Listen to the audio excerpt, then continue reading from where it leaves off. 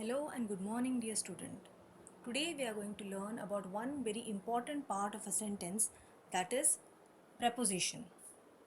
A preposition is a word in a sentence which shows relationship between the noun and the verb or noun in the sentence. A preposition is a word placed before a noun or a pronoun to show its relation to some other verb or noun in the sentence, which means there would be a noun with which the sentence would start, and there would be a noun or a verb to which the noun is getting directed. Now, to show a relationship between both of them, a preposition is used. Now, if only that particular word is placed before the noun or the pronoun, then it would be called as a preposition. And here, the noun is the object of the preposition, which means the preposition is getting directed towards the noun. For example, the school is behind the compound. Behind is a preposition, and behind is getting directed towards the compound, and here the relationship between school and compound is shown by the preposition. Similarly, the books are kept on the table. On is a preposition which is telling that the books are kept on the table. It's getting directed towards the noun, and whilst doing this, it is giving us a relationship between the books and the table. There are two kinds of nouns. Two kinds of prepositions: the simple preposition and compound preposition.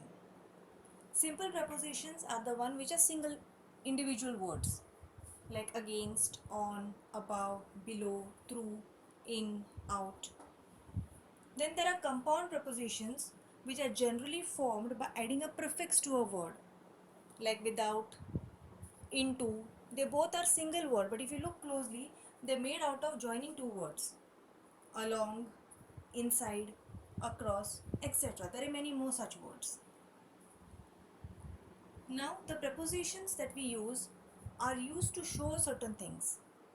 First, when we have to say something with relation to time, that time we use certain words.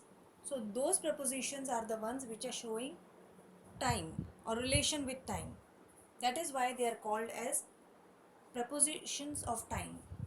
They show the relationship of time between the noun and other part of the sentence, like in, at, since, before, until, from, in, by, to, after, during, for. For example, she was waiting since 5 p.m. So, since is a preposition used to show time. He will be here in 4 hours. So, again, to show 4 hours or to show the relationship of 4 hours with the other part of the sentence, we use the preposition of time, in. Next is the preposition of position, that tells the position of one object in relation to another object. Example, there are many prepositions that we can use: at, in, between, among, up, above, below, under, beneath. I'll tell you all with some examples. A small book was lying between old newspapers. So the position where it was lying is shown by this word between. The book was lying between old newspapers. You will find the stapler in the drawer, the position where it is placed. The soldiers were fighting along the border.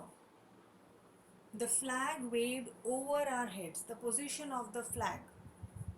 So, when the position of one object in relation to another is said, we use the preposition of position.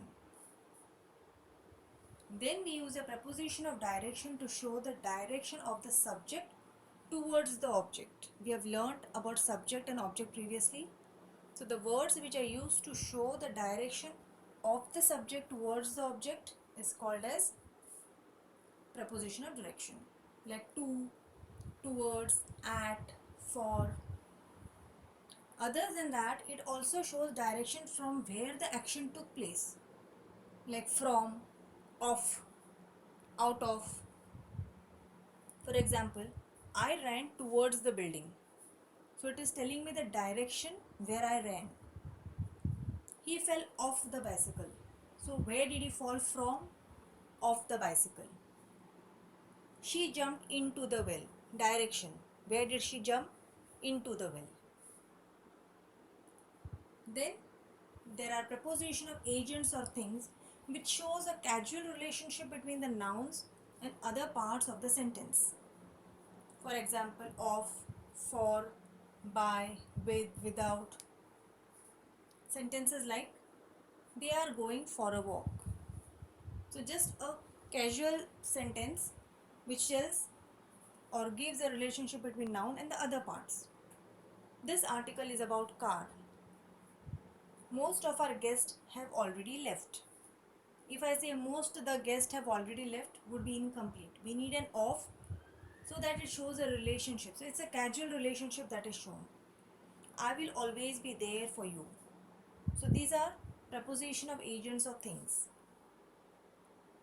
Finally, we have the phrasal prepositions, where a combination of two or more words are used to function as a preposition. For example, along with, because of. Now these are not compound prepositions because in compound just a prefix is added to any particular word and a compound preposition is made. But they function as a single word. But here there are two or more words which come together and they function as a preposition. Since then, according to, in spite of, by means of, all these are words which are used as phrases, and when they are used as a preposition they are called as phrasal preposition. These examples will make things clear. He survived because of the good treatment. In spite of being a good player, he was not selected. So here because of, in spite of are phrasal prepositions. According to legends, he was a poor man. I am going out of the city. All these are words which are used in combination to show the relationship between one part of the sentence being noun to other part of the sentence being a noun or a verb. I hope the concept here is clear to you all. We learned about prepositions. We learned about the kinds of prepositions and what is it that prepositions are trying to tell us. They tell us about different things. They show us the time, they tell us the position, they tell us the direction, they tell us the agents or things, and they also are used in a combination of different words to be presented as phrasal prepositions. I hope the concept is amply clear to you all.